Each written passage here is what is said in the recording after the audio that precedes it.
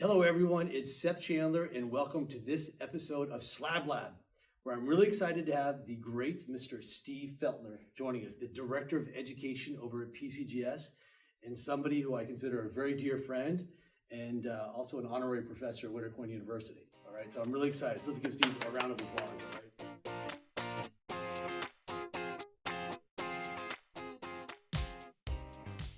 Steve, I'm glad you're here, man. This is exciting, you know? I'm excited too. Yeah, don't be nervous. No, It's only a few I'm cameras. not Yeah, nervous. gotcha, I'm excited to talk about coins. Yeah, it's coins. It's easy, Yeah. right? There's nothing being nervous about when you talk about coins. Got For it. sure. Okay, so I'm going to do something a little bit different because, you know, I've really gotten to know you the last couple of years, and I'm angry at myself that I haven't made an effort to know you more earlier on. You know what I mean? So let's have fun with this. Let's talk about like who we are as people, and you know, you have some amazing experiences for such a young age.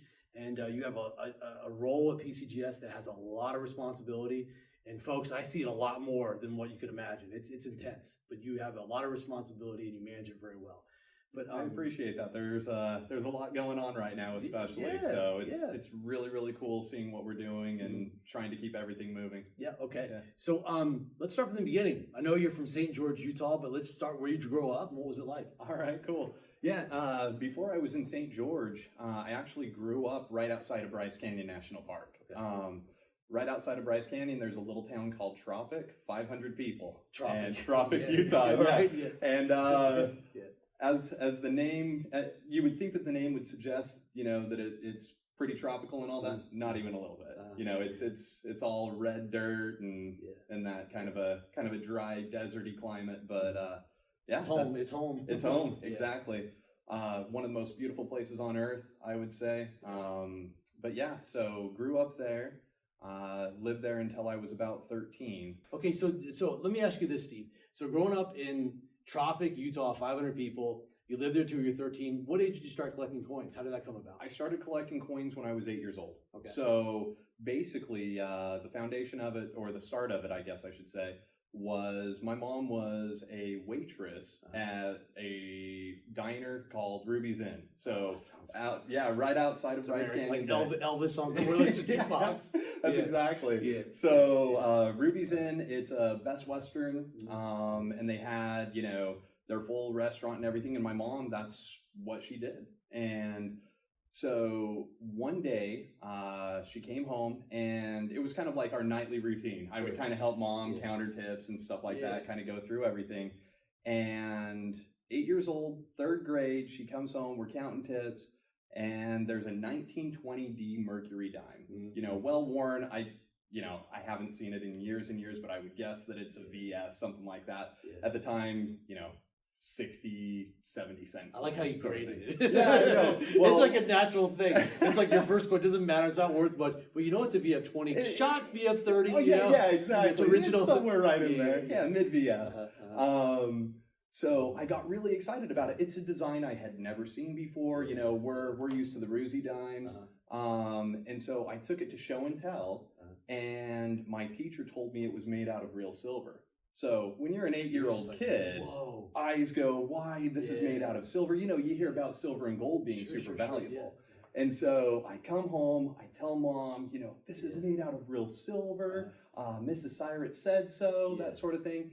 And I thought we'd struck it rich. Yeah. Okay. So you have this Mercury dime, 1920D, made out of silver, VF 30, shot XF 40, right? It's a Why nice not? coin. Yeah.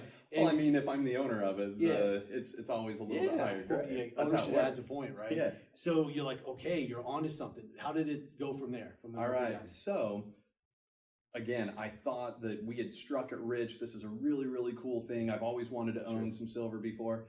And so my mom, seeing how much I enjoyed it, she was like, Stevie, it's yours now. And so I got really excited. At the time, I think I had like $50 saved up, you know, from like mowing neighbors' lawns. That's a lot of money for an 8-year-old. Oh, for an 8-year-old, Especially in Tropic, Utah. That's a lot. Exactly. Not a whole lot of opportunity to make some extra scratch. So anyway, I had to protect it. You know, obviously, this is my treasure. And so I convinced my dad to take me to the nearest city, which is Panguitch, Utah. Is this legit? No, this is You're not legit. making I'm not making. You can Google this. Okay. This is Yeah. real life. Yeah. Okay. So we drive the 30 minutes to Panguitch. Panguitch is probably 2,000, 2,500 people, something like that.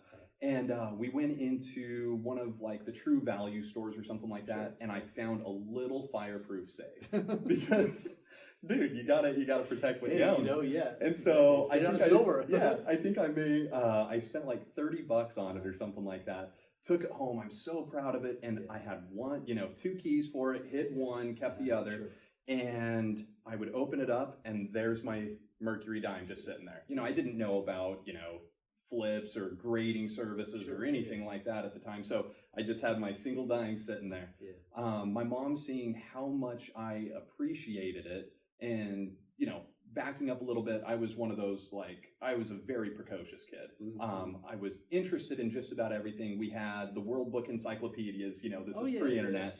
And so I was the kid that was always going and, grabbing the M down and reading about Madagascar, and different animals and stuff like that. Super interested in it. So coins definitely latched onto it. But she saw how much I appreciated it. So during the summer months, obviously Bryce Canyon, very tourist area, being one of the beautiful national parks in Utah. There were people from Germany, France, Italy, Spain, who were traveling over to Utah, visiting Bryce Canyon, and my mom would wait on them. And it was a really, really cool situation because, my mom, kind of like me, loves people. She's always talking to people, having a good time with it. She would ask them if they had any coins or notes from their country. So during the summer months, she would bring home an average of 2 to 5 coins from all around the world. Yeah. And so it was one of those things where my safe started building up. I was always grabbing a World Book encyclopedia down, studying the countries, that I was getting coins from. I would try and draw some of them if there was like a feature that I really, really liked. You really got into it. Oh, dude, it was an education. It was absolutely an education about the world. So the thing that completely became the tipping point was, and again, this is real life. Have you ever heard of a bookmobile? No. Okay. When you're from a really small town, you don't really have a library. It's a library. Yeah, it's a library on wheels. Picture it as like a 20-foot U-Haul that would drive around, go to all of the smaller towns, and he'd park at a certain spot right next to the Tropic Town Park, and roll up the doors, and you would hop on and look for books, and you'd be able to rent him. He'd roll by, once a month or whatever it was. And I was going through, and I happened to come across a red book. And at this time, I'm guessing I was maybe 9 or 10 years old. So you had a solid year to 2 years under your belt. You had your 20D. You got a few foreign coins. Exactly. Then you found a red book. Then I found a red book, and that changed everything. Like that was probably one of the best things that could have happened at that time in giving me the spark that I needed to continue with it. So I checked out the red book. I believe it was already a couple of years old at the time, and I was the first person to check it out. Nobody else had checked it out before. So it was probably donated, and it just sat on a shelf. And every single time he would roll through, I'd recheck it out, and I'd recheck it out, and I'd recheck it out. And there was one time I go onto the bookmobile, and I'm ready to recheck it out, and he looks at me and he goes, "Young man, you're the first person to check it out. You keep checking it out. It belongs to you." Oh, it's nice. And I was like, "Oh my gosh, that go a long way." Yeah, it absolutely does. And so, you hear stories of kids, going underneath their covers with the flashlight, reading comics and stuff like that. I was doing that with the red book, that's from the early days. My parents would literally have to tell me it was either the Boy Scout handbook or the red book. Those were the two things that I was really into, was scouting and coins. That's funny. So okay, so you had your red book, you read it underneath the covers. Then how did it grow from there? You're 10, 11, then what? 10 or 11 years old, I started calling a couple of different coin shops up in northern Utah. Obviously, we were 4 to 5 hours away from any coin shop. Obviously, I'd never been in one before. I'd never seen what one looked like. There were coins in the red book. I'd never seen a Morgan dollar before. Yeah, we really take it for granted. That's what's, we live in Southern California now. There's 50 coin shops in San Francisco, the Bay Area. There's a lot. Yeah. And it's like a lot of the students attended Whittier Coin University. half of them are like, 2-3 hours. I don't even know where the nearest coin Exactly. shop is. Yeah, you don't know the owners of them, and Right. you know, you don't have those connections. And so basically, there was one shop in Provo, Utah, that I started calling up. And you're 11. I'm like an 11-year-old kid, like, and I call up, and I'm just like, "Hi, my name's Steve," and I'm one of those people. I hate talking on the phone. Sure. Even to this day, like I get nervous talking on the phone. Like if I have to make that's any why you sort of never call. take my phone calls. Yeah, exactly. Okay, got it. Sure. So I hate making phone calls. So I'm this little nervous kid, don't know what to say. And I've got my red book out in front of me, and my parents would let me know, and grandparents as well. You know, for Christmas, we're going to give you a budget of $30. You know, whatever it is, you can get whatever you want for $30. And so I call this coin shop, and they could tell, you know, that I was a major novice, didn't know anything, no family members that were into coins and stuff like that. I was just learning this on my own. You had that spark. I had that spark. Yeah, exactly. You see that spark a mile away, like that kid's got it. Yeah. I definitely had that. So I'm calling them up and saying, I'd like to get a Morgan dollar. I'd like to get a Buffalo nickel. How much is that? And they keep kind of a running total for me.